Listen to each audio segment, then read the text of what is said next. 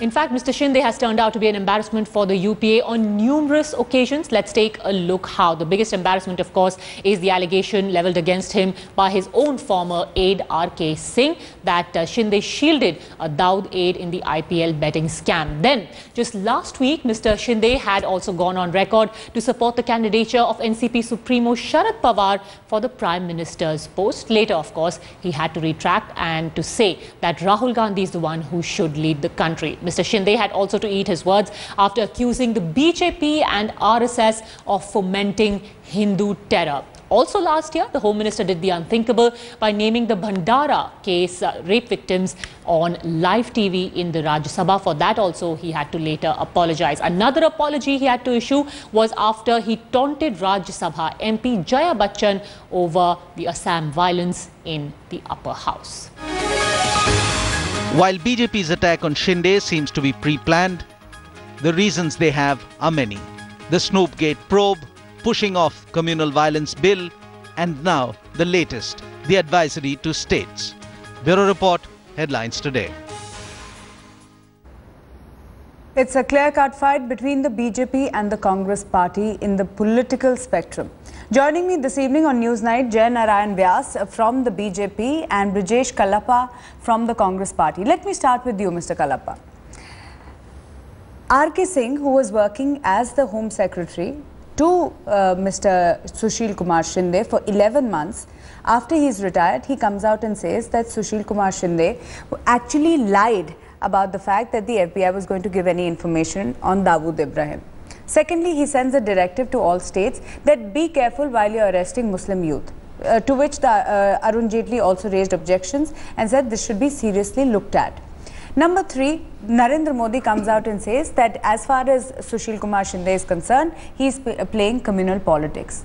One embarrassment after the other. Isn't he becoming a growing embarrassment for the UPA-2? Yeah, I agree. He's a growing embarrassment for the UPA-2 because Mr. Shinde has been instrumental in the arrest of Abu Jindal, Abdul Karim Tunda, Yasin Bhatkal, and earlier to that the Congress government had arrested Maulana Masood Azhar, Ahmad Omar Saeed Sheikh, Mustaq Zargar and others. And then the BJP government merrily left these people in Kandahar.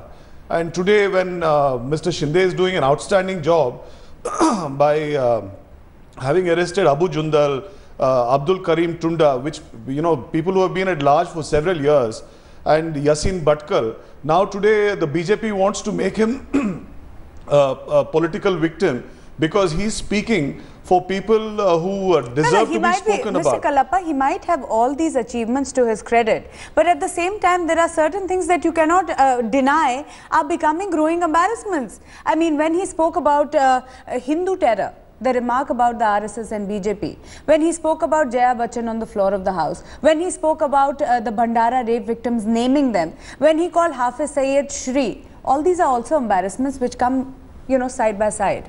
You know, these are all slips of the tongue, you know.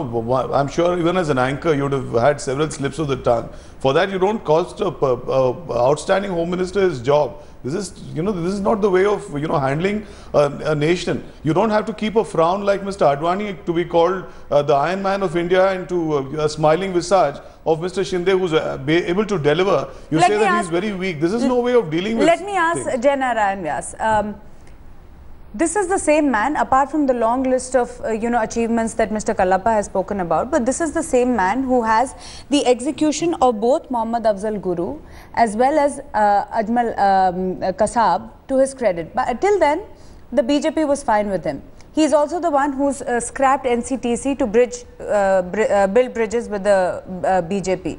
Suddenly, why is it that we're having this two-pronged attack? And I'm going to say that as far as Mr. RK Singh is concerned, he retired in June, but it has taken him all these months to come out and speak about it. Then suddenly Mr. Narendra Modi, which seems to be quite coincidental after Mr. Sushilkumar Shinde spoke about, or rather initiated the Snoopgate inquiry, suddenly this two-pronged attack started by the BJP against Sushilkumar Shinde. What happened suddenly? Well, I would say that I would totally endorse whatever you are saying, all these assumptions which are being advanced, if there was no provocation from the side of Mr. Shinde. If there was no provocation and if Mr. Modi has written this letter, I think there is a lot of substance in what you are saying. But when you issue the advisory and relying upon that, a chief minister airs his views, I don't think this is tainted or prejudiced by so many things which are being mentioned. And I think it will be unfair to Mr. Modi to say that because of Snoopgate or XYZ, whatever we are talking, he has addressed this letter. No, not the list. On the contrary, I would like to pose a question here that the UPA-1 and UPA-2 in put together, their Congress government is in place for last 10 years. Why? Why this brazen violation of the constitution at the fag end of your career, when the elections are on the horizon? An announcement which you are making with a specific voter class in mind, appeasement absolutely an objective. And you say that... but Mr. Vyas, we are saying he had made these statements a couple of months back. Why has this sudden attack happened? First, let me ask Mr. Kalapa, he raised his hand. Go ahead, the point that you wanted to make. Yeah, I'd like to say that, you know, a nation's greatness is really measured by the way we deal with the handicapped, with children, with the minorities, and with other weaker sections. Now, here is a party which only wants majoritarianism, which only wants a communal agenda to hold the fort, and this is a party who has a prime ministerial candidate who is one of the most divisive leaders in India today. No, but Mr. Kalapa, I want to ask you a question. Here is a home minister. Here is a home minister who speaks of Hindu terror. And the entire Congress party came out to his, tried to, brush aside what he had said in 2012, November 2012, when he spoke of BJP and RSS and Hindu terror. Using the word Hindu with terror was something that many objected to. Then he sends a letter to all chief ministers to look after Muslim youth. Why this divisive politics? Why name communities? The Congress party has always stood for equality and believes that each... doesn't seem that your home minister is practicing the same. Let me complete, please, let me complete. Yes. See, you see, the Congress party has a 127-year history, and this 127-year history, we have always stood for communal harmony, communal amity and love among both communities. After having said all this is a trend that the BJP has now set forth by saying that, you know, all Muslims are not terrorists, but all terrorists are Muslims, and this kind of thing. And after having said that, you will find that several, and this is something which is clearly noticeable, that several Muslim young youth have been found languishing in jails. Now, is there something which the centre has to do? Because these are all state subjects as to who is arrested, who is kept in jail. These are all state subjects. Now, the centre has taken a role of advising the states to kindly look at these issues. Now, in a state like Gujarat, we don't expect that the government will ever look at these issues, because they are, on the other hand, they are trying to see to it that, you know, the minorities... Mr. Vyas is finding you extremely humorous, but I want...